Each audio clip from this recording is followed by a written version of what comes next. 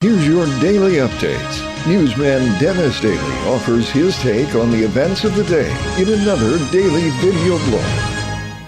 Hi, and thanks again, everybody. You know, with all the terrible damage that has happened in Japan with the quake and the tsunami and now the problems at that nuclear plant, I began to do a little research into the big fault line here on the West Coast that, if it ever does let go again, could cause some horrible damage here, and that is, of course, the San Andreas Fault.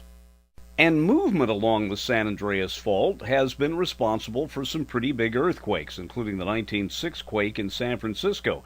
If you'll notice on the map, it runs 800 miles, and it is the dividing line between the North American plate and the Pacific plate. Now, the area out in the ocean is moving to the north, and the area inside the continental U.S. is moving to the south.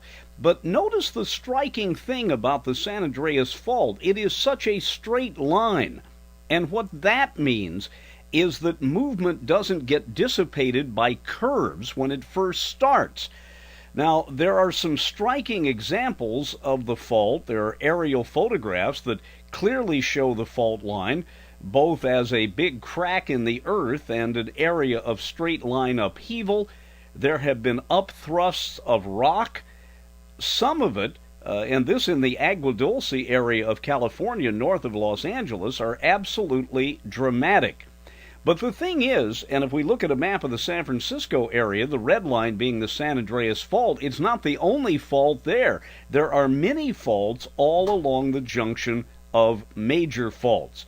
Now, during the 1906 quake in San Francisco, when the plates moved against each other in different directions, out in Point Reyes, which sticks out into the Pacific, a fence was cut in half. This is a restoration of it because the earth moved 20 feet. And one of the most disturbing things about the San Andreas Fault is that the major slippage along the 800 miles has occurred upstate in the San Francisco area. All the tension has been building up in the southern third of the San Andreas Fault, right here, just a couple of miles north of Palm Springs. We'll go up there tomorrow, and I'll show you what I mean. I'm Dennis Daly with your daily news update.